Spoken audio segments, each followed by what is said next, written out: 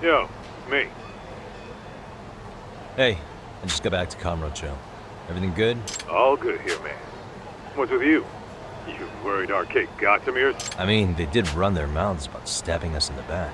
But if you're good... Anyway, I'm heading to Genda so Sari-san and I can go over what we You're learned. the boss.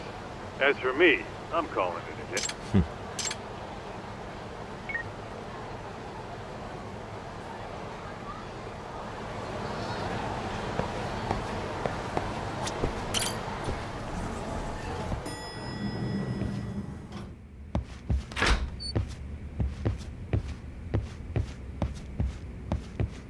Are we ready, Yagami-san? Let's start with our visit to Mamiya-san, if that sounds reasonable to you.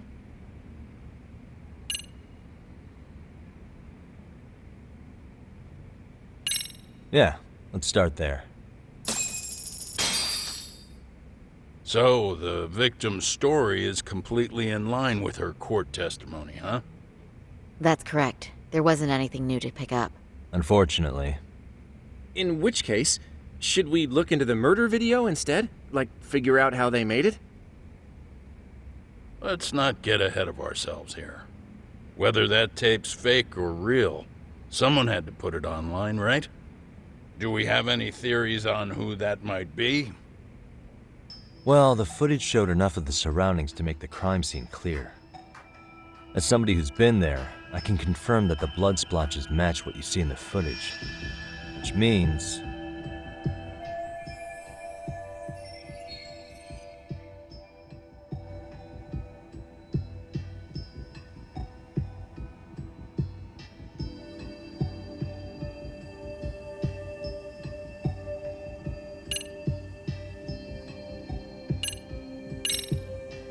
that prosecutor in charge of the harassment case, Takano was it? He posted Mikoshiba's murder footage online to ruin Ihara's reputation. Why would he need to ruin him? He was already convicted as a sex offender. Do you really have that low of an opinion of prosecutors? I agree. That doesn't make much sense. I don't think it makes any sense at all. Of course it doesn't. I was just testing you guys. Good to know you're still keeping up. Hey, this isn't the time for your shenanigans. You get a yellow card for that one.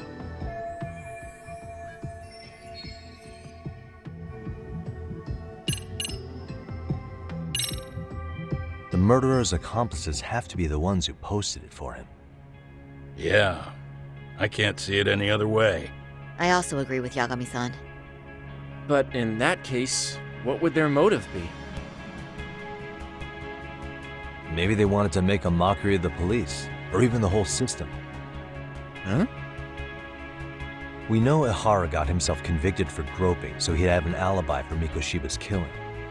But then, his conspirators turned it around by uploading the murder video online. Almost as if to say, look how he got away with it. I see. Yeah, that does make it sound like he's taunting them. That's well and good, but I'd like to shift gears. Let's talk about the actual fabrication of the video. How does one go about that? Well, for example, the true culprit would be taped murdering Mikoshiba. Then Ihara's face would be copied and blended onto the killers. That's how they'd approach it in a Hollywood movie. But then, wouldn't you be able to see traces of it being faked? Tsukumo-san reported that he's found nothing of the sort in his analysis. We've been down this road before. If we take the stance that the footage is fabricated, we have absolutely nothing to work with. Then let's tackle this from the stance that the video's actually real. If that's the case, there has to be a flaw in the groping issue. I think we've collected enough evidence to find it too. Before meeting with Yui Mamiya, didn't you mention the possibility of Ihara using a stand-in? Perhaps the real Ihara murdered Mikoshiba in Ijincho, then swapped places with the imposter so he could be detained. But we couldn't find an opportunity for the swap to happen, remember? From the moment he set foot on the Ikebukuro platform, Ihara was constantly on camera. But wait, that's not entirely accurate, is it? Huh?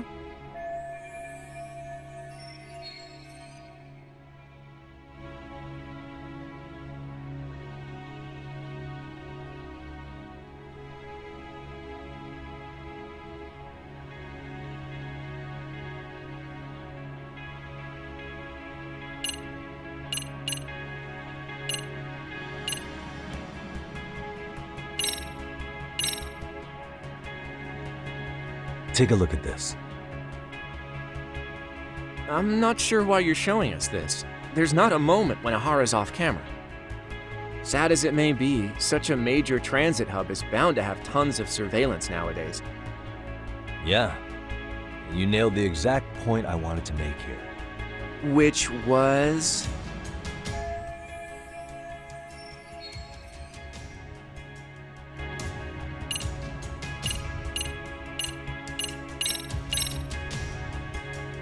What are your thoughts on this video? I mean, other than it being extremely unsettling, I'm honestly a bit confused as to why you're bringing it up now.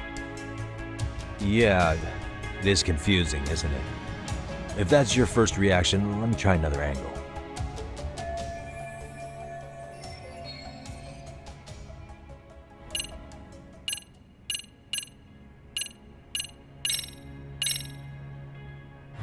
Remember how we mocked up a diagram of the Shinjuku station platform? Yeah. Oh, wait! That's it! You could be onto something. There's a point where Ihara wasn't on camera at all. What is this point you speak of? Let's all go over the diagram so that everything will be clear. Here's what I want you to see. Suspicious.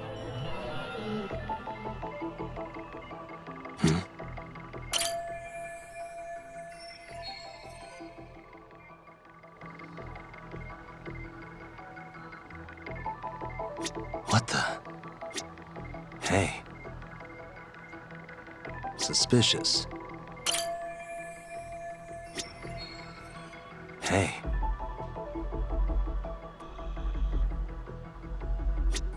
What the?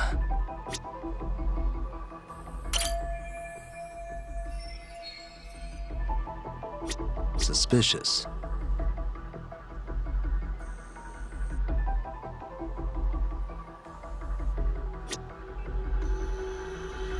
What the?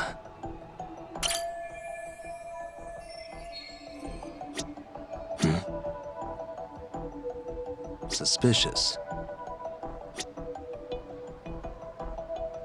Hey.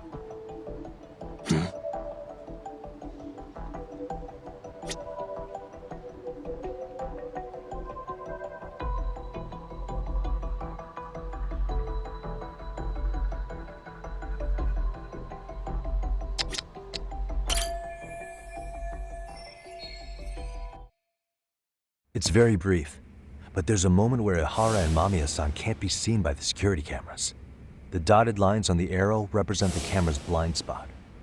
It does appear so. So you're saying this is where the groper, the fake Ihara, traded places with the real one? Can't say it's impossible, right? Right. Except if that actually happened, Mamiya-san would have been right behind them at the time. Could the two really swap places without her noticing? In a crowd like that, I think it's feasible. If that really was Ihara's plan, then I'd say he was being careless. Careless? How? Well, on the day of the incident, the station was packed for morning rush hour. That means there was no solid guarantee the assailant could make the switch. He could have been nailed by any random passerby before reaching the blind spot. Good point.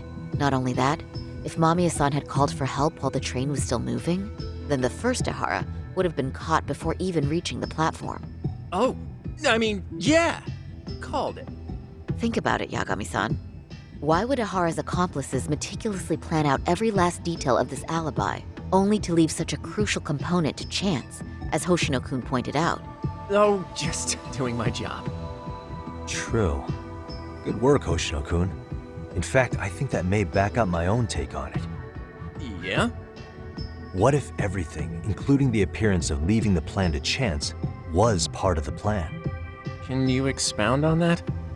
I'm saying I agree that such an airtight alibi wouldn't have allowed for contingencies. And that takes the question to another level. Just how far did they line up the pieces in advance to make the swap work? Are you saying there's more to it than we discussed? What did we miss?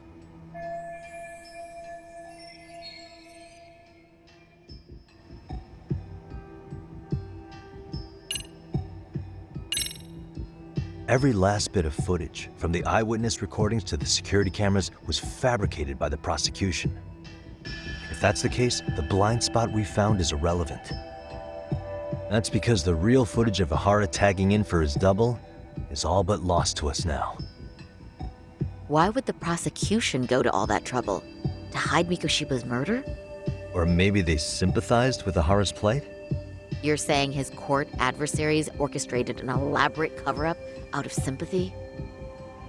All right, I realize that's a stretch, a huge one. No need to burn me at the stake. Was that all? You made it sound like you had this whole thing figured out. No, hang on. Something just hit me. Ihara secured his alibi for the murder by swapping with a stand-in at the Shinjuku Station blind spot. For them to be able to pull that off, a certain possibility comes to mind. Right, so what exactly would that be?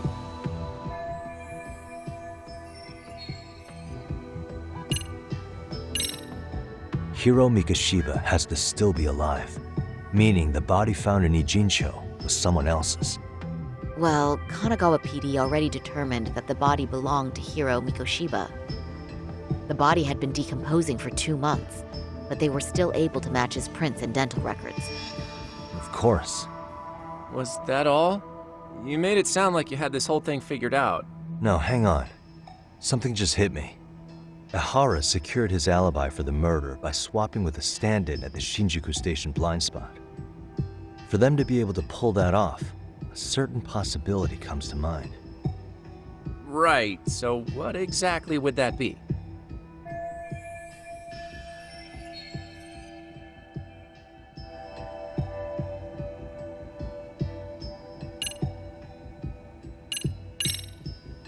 Mikoshiba was actually murdered in Kamurocho. The place used in the murder footage, maybe it was dressed up to look like the vacant building in Ijincho. That way, the murder could have taken place less than 13 minutes from Ikebukuro. I don't mean to shoot you down, but I just don't think that's feasible. So, no? If you want a yes or no answer, it's a no. Was that all? You made it sound like you had this whole thing figured out. No, hang on. Something just hit me. Ihara secured his alibi for the murder by swapping with a stand-in at the Shinjuku Station blind spot. For them to be able to pull that off, a certain possibility comes to mind. Right, so what exactly would that be?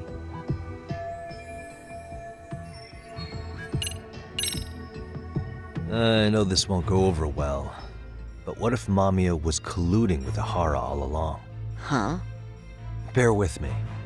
Let's say Mamiya was in on this and knew about the imposter in advance. If that's the case, the swap could happen right in front of her and no one but the three of them would know. You're saying the victim of a groping conspired with her assailant beforehand? That's ridiculous. Let me just say, I'm only trying to work out how a swap like that would be guaranteed to work. Now, if Ihara and his stand-in both know that Mamiya will pretend not to have seen them, they can trade places in the blind spot with impunity. Conversely, if Mamiya wasn't in on the plan, the idea of a swap would never work. We can say with certainty that she would have seen the swap, so she could have even called attention to the real Ihara the moment he stepped in. That way, the people around her would be focused on chasing the correct assailant. The rest is as we know it. They caught Ihara and detained him until the police showed up. Hold that thought. If your theory is accurate, what about Ihara's trace evidence? Remember that fibers of the victim's underwear were detected on his hand. Well, that can also be explained by Mamiya being in on the plan. For example, while the stand-in was showing himself at the security cameras, Mamiya could have easily provided Ihara access to a pair of underwear at the same time. Maybe the stand-in loitered around for so long because he was letting everyone else get themselves in place. It's not impossible. We can work out the other details later, but the point is, Ihara's murder alibi is shot if Mamiya was involved. In summary, it's possible Ihara disgraced himself to secure an unshakable alibi for Mikoshiba's murder. I'll concede that it's an avenue worth pursuing. And when it comes to the prosecution, they can't just admit they got the first case so wrong. Plus, they can't question Ahara about Mikoshiba's murder. In fact, their only option is to claim the tape was faked. So he managed to make a farce out of the system after all. Well, his court case for his son's bullying did get more or less thrown out, didn't it? The school, the investigative committee, and the court all agreed there wasn't enough evidence to convict anyone. No surprise for me that the guy held a grudge against the system for so long. Hold on. Before we all decide on this, What's up? the obvious question to me is why would Mamiya be party to such a crime? She appears more than financially stable, and she's even raising a child. So why would she do something so enormously risky as helping establish a murder alibi? Yeah, I haven't gotten that far yet. But maybe she was promised something that far exceeds the risk. Or maybe Ahara has some kind of dirt on her even? Enough to make her help with a murder? What sort of secret would be big enough to force someone into that corner?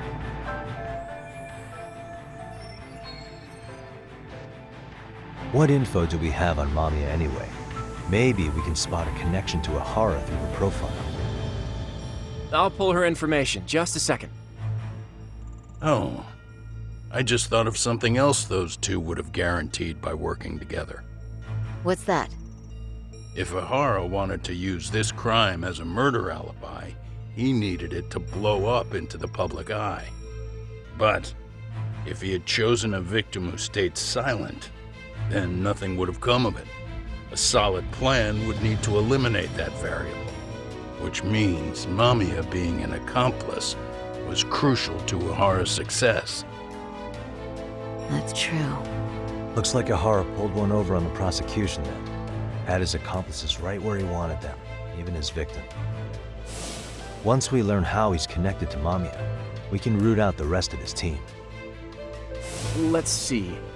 According to her file, her maiden name is Yui Suzuki. 30 years old, so that's consistent. Originally from Ota, Tokyo. Attended a private high school called Kurakawa Academy. Later graduated from Toto University. Huh. Met her husband on the job, apparently. Her husband, Taichi Mamiya, is an industrial designer at Techno Zeta Inc. 6 years ago, she gave birth to their only son, Sota-kun, who's now in first grade. Hold on. You said she went to Kurakawa Academy? I heard that name in Ijincho. If I recall correctly...